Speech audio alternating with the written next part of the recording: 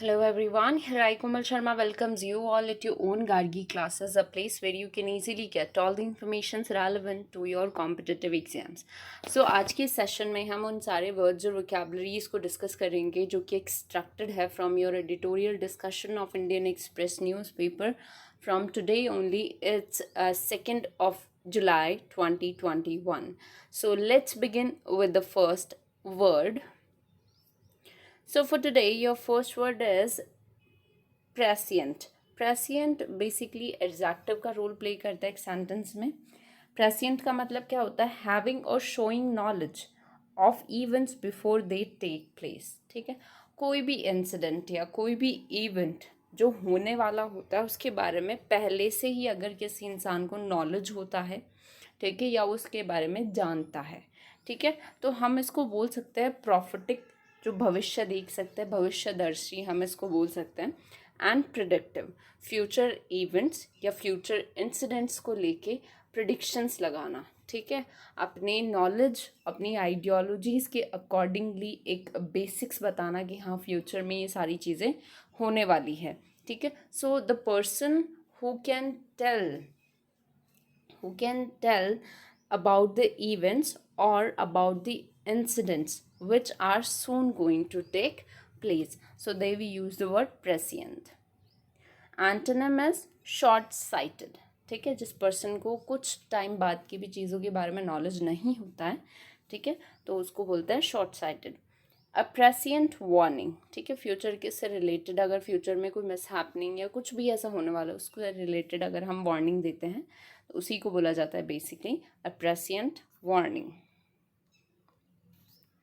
Next word is scrupulous. Scrupulous adjective का role play करता है सेंटेंस में और इसका मतलब होता है एक्सट्रीमली अटेंटिव टू डिटेल्स. हर एक मतलब जो भी डिटेल्स होती हैं, बारीकियां होती हैं, उनको अच्छे से ध्यान देना, ठीक है. तो केयरफुल या फिर ऑनेस्ट हम बोल सकते हैं इसको कि हर एक चीज़ को बिल्कुल प्रॉपर और एक्यूरेटली अगर हम किसी चीज़ को अटेंशन देते हैं, so there we use the word scrupulous. Careful honest यहाँ पे सिनोनिम्स यूज़ करेंगे. एंटोनिम्स आर केयरलेस या फिर dishonest. So I was still excessively scrupulous about everything, ठीक है, मैं अभी भी बहुत ज़्यादा केयरफुल था ऑल अबाउट एवरीथिंग, जो भी चीज़ें हैं उनसे related. Next we have a term that is uncharted waters. Uncharted waters का मतलब क्या होता है? those parts of the ocean that have never been mapped, ठीक है, or in some cases never explored at all, which can be hazardous for the sailors to navigate. Uncharted territory or uncharted waters figuratively describe a situation that is unfamiliar or never encountered before. तो basically uncharted waters का मतलब क्या होता है? Ocean, जो समुद्र होता है, उसका ऐसा पार्ट जिसको कभी भी ना तो नापा गया हो ना ही उसको इन्वेस्टिगेट किया गया हो, ठीक है, उस पर किसी तरीके की कोई रिसर्च ना हुई हो, जिसको एक्सप्लोर भी ना किया गया हो, ठीक है, जो सेलर्स जो नेविगेट करते हैं सारी चीज़ों को, उनके लिए डेंजरस भी हो सकती है ऐसी चीज़ें. तो हम बेसिकली अनचार्टेड वाटर्स ऐसे सिचुएशन के लिए भी यूज़ कर सकते हैं जिससे कि हम फैमिलियर नहीं हैं, ठीक है. तो अनफैमिलियर सिचुएशंस के लिए भी ये टर्म हम यूज़ कर सकते हैं uncharted waters. Basically uncharted waters ocean के उस पार्ट के लिए यूज़ किया जाता है जिसको कभी भी नापा नहीं गया हो, जिसको कभी भी नेविगेट नहीं किया गया हो, जिसके बारे में कभी पता नहीं लगाया गया हो. और अनफैमिलियर सिचुएशंस के लिए भी हम यूज़ कर सकते हैं this particular phrase that is uncharted waters, right. Next word is attenuate. Attenuate is a verb. Attenuate का मतलब होता है रिड्यूस द फोर्स, इफेक्ट और वैल्यू. किसी भी चीज़ के फोर्स, इफेक्ट, उसके असर और उसकी वैल्यू को रिड्यूस करना, कम करना, डिक्रीज करना is what we call attenuate. Deflate या लेसन हम यहाँ पे इसके लिए सिनोनिम्स यूज़ कर सकते हैं. डिक्रीज भी आप यूज़ कर सकते हो एज अ सिनोनिम हियर.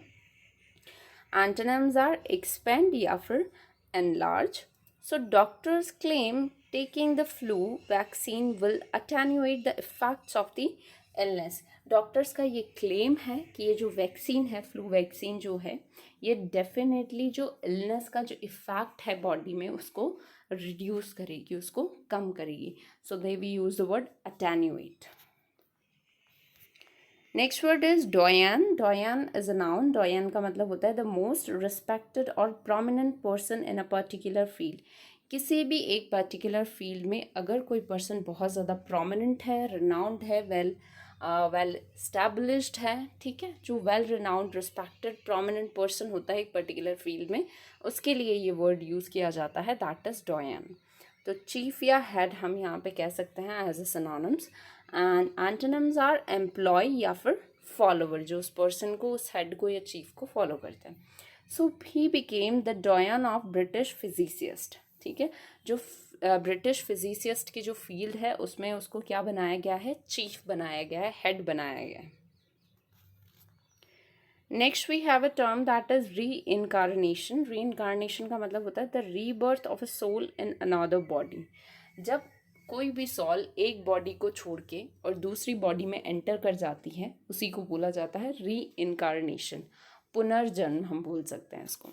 ठीक है.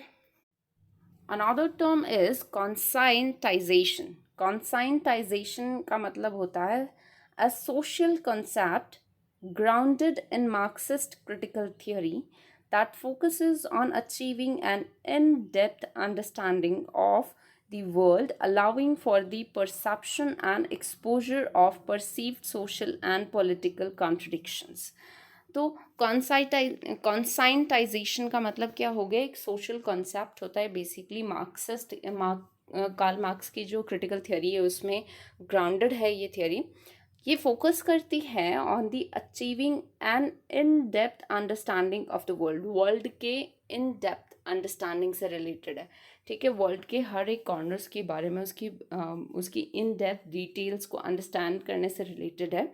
ठीक है, and this allows for the perception and exposure of perceived social and political contradictions. और जो सोशल और पॉलिटिकल जो कॉन्ट्रडिक्शंस होते हैं उसको एक्सपोज करना, उसको एक्सपोजर करना, उसके बारे में परसीव करना इज़ व्हाट वी कॉल कॉन्साइंटाइजेशन. ठीक है, वर्ल्ड या फिर सोशल और पॉलिटिकल जो कॉन्ट्रडिक्शंस हैं उनके बारे में इन डेप्थ अंडरस्टैंडिंग अचीव करना is what we call this कॉन्साइंटाइजेशन.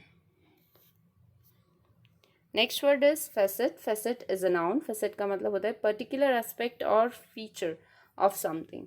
किसी भी एक चीज़ का पर्टिकुलर एस्पेक्ट या फीचर को बोल सकते हैं, या हम बोल सकते हैं इसको हिंदी में पहलू. ठीक है, सो सरफेस या फेस हम इसको बोल सकते हैं, एज ए सिनोनिम्स हम यूज़ कर सकते हैं इसके लिए. एंटोनिम्स आर बैक और rare. So the architect wanted to ensure that every facet of the building was perfect. कि जो आर्किटेक्ट्स हैं वो ये श्योर करना चाहते हैं कि इस बिल्डिंग के जितने भी फेसेट्स हैं, जितने भी सरफेस हैं, ठीक है, जितने भी साइड्स हैं, उन सबको अच्छे से स्टडी किया जाए, उनके बारे में अच्छे से उनको अच्छे से एग्जैक्टली देखा परखा जाए, is what we call facet. Next word is ponder. Ponder is verb. Ponder का मतलब होता है थिंक अबाउट समथिंग केयरफुली, किसी भी चीज़ के बारे में ध्यान से सोचना. ठीक है, सो कंसिडर या रिव्यू हम इसके लिए सिनोनिम्स यूज़ कर सकते हैं. Antonyms are discard या फिर neglect. So the senator pondered the question for a moment. कि जो question है इसको exactly जो senator है उसने ध्यान से देखा, उसको समझा, is what we call ponder. Next word is repository. Repository is a noun. इसका मतलब होता है place where the things are stored.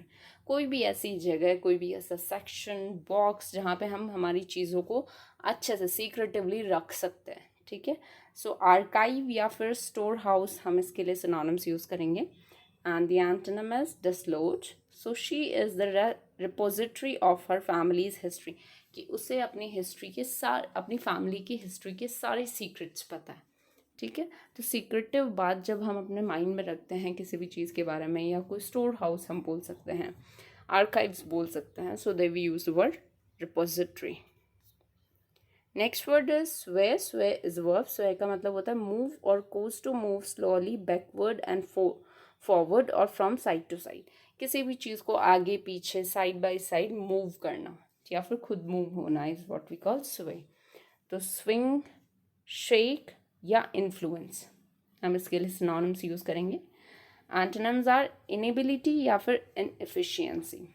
So he swayed a moment before he fainted, कि वो बेहोश होने से पहले फॉर अ वाइल वो स्वे हुआ, मतलब आगे पीछे चक्कर खाया उसने, and then he fainted down. So there we use the word sway. Next word is embark. Embark is a verb. Embark का मतलब होता है go on board a ship और एयरक्राफ्ट. शिप या एयरक्राफ्ट में बैठना is what we call embark. So take ship या फिर बिगिन, किसी भी जर्नी की शुरुआत जब हम करते हैं तो वहाँ पे भी एम्बार्क वर्ड का यूज़ होता है. सो और द एंटोनिम हम यूज़ करेंगे इसके लिए लैंड या फिर फिनिश. ठीक है, शिप से उतरना, एयरक्राफ्ट से उतरना, या फिर किसी भी चीज़ को ख़त्म करना, एंड करना. ही एम्बार्क फॉर इंडिया, कि वो एम्बार्क हुआ फॉर इंडिया, मतलब उसने शिप में बोर्ड किया या फिर एयरक्राफ्ट में बोर्ड किया. So there we use the word embark. Next word is denigrate. Denigrate is verb. Denigrate का मतलब होता है क्रिटिसाइज अनफेयरली, किसी को सही तरीके से क्रिटिसाइज ना करना, मतलब गलत तरीके से किसी को क्रिटिसाइज करना is what we call denigrate. ठीक है, अनफेयरली किसी को क्रिटिसाइज करना is what we call denigrate. Disparage या स्लैंडर हम इसके लिए सिनोनिम्स यूज करेंगे. एंटोनिम्स आर एक्सटॉल या फिर प्रेज, तारीफ करना. So I didn't intend to denigrate her achievements, कि मेरा ये इरादा नहीं है कि मैं उसके अचीवमेंट्स को क्रिटिसाइज करूँ. Right, so they use the word denigrate. Next word is sinew. Sinew is a noun. Sinew का मतलब होता है strong band of substance that joins a muscle to a bone. ठीक है, एक स्ट्रॉन्ग बैंड ऑफ सब्सटेंस होता है जो कि हमारी मसल को बोन से जोड़ता है, या फिर हम कह सकते हैं कि ऐसा कोई स्ट्रक्चर या सब्सटेंस जो एक चीज़ को दूसरी चीज़ से लिंक्ड करे. ठीक है, उसे जोड़े, स्ट्रॉन्ग बॉन्ड करना. तो फोर्स या वाइटैलिटी हम इसके लिए सिनोनिम्स यूज़ करेंगे. एंटोनिम्स आर डिसेबिलिटी या फिर weakness. Rope is the sinew of any sailing vessel. Sailing vessel का मतलब होता है बेसिकली बोट, लार्जर वन और स्मॉल वन. ठीक है, सो बॉट्स को कनेक्ट करने के लिए, एक दूसरे से जोड़ने के लिए रोप क्या किस चीज़ का काम करती है, सिन्यू का काम करती है. ठीक है. Next word is emulate. Emulate is a verb. Emulate का मतलब होता है मैच और सरपास अ पर्सन और अचीवमेंट टिपिकली बाय इमिटेशन. किसी भी पर्सन को, ठीक है, या तो उसकी कॉपी करना या फिर कॉपी करके उसे सरपास करने की कोशिश करना, उसे पीछे छोड़ने की कोशिश करना. ठीक है, तो कॉपी करना is what we call emulate. तो इमिटेट या फिर कॉपी हम इसके लिए सिनोनिम्स यूज करेंगे. Neglect is antonym. So most rulers wish to emulate Alexander the Great, कि बहुत सारे ऐसे रूलर्स थे जो अलेक्जेंडर द ग्रेट को कॉपी करना चाहते थे और उसको पीछे छोड़ना चाहते थे और खुद आगे बढ़ना चाहते थे. So there we use the word emulate. Now the word is vilification. Vilification is a noun. Vilification का मतलब होता है अब्यूसिवली डिस्पैरेजिंग स्पीच और राइटिंग. ठीक है, अब्यूसिवली डिस्पैरेजिंग स्पीच और राइटिंग. ठीक है, मतलब एक तरीके से क्रिटिसिज्म हम इसको बोल सकते हैं, किसी को एग्जैक्टली बदनाम करना. राइट, या तो स्पीच के थ्रू या फिर राइटिंग के थ्रू. अब्यूसिवली गलत तरीके से, उल्टा बोल के, ठीक है, नेगेटिव बोल के किसी के बारे में उसको डिफेम करना बाय स्पीच और बाय राइटिंग. सो डिनंसिएशन, डिफेमेशन हम इसके लिए सिनोनिम्स यूज करेंगे. Praise is the antonym. Sadly all members of the committee were subject to a certain amount of vilification by the press. की बहुत दुख की बात है कि जो कमेटी के जो मेंबर्स हैं वो किसी ना किसी तरीके से जो प्रेस है, मीडिया है, उसके थ्रू बदनाम हो रहे हैं. ठीक है, so these are the words for today. Thank you so much. Stay continue with Gargi classes. और अगर आपको इस सेशन की PDF फाइल चाहिए तो डेफिनेटली आपको टेलीग्राम चैनल पे मिल जाएगी.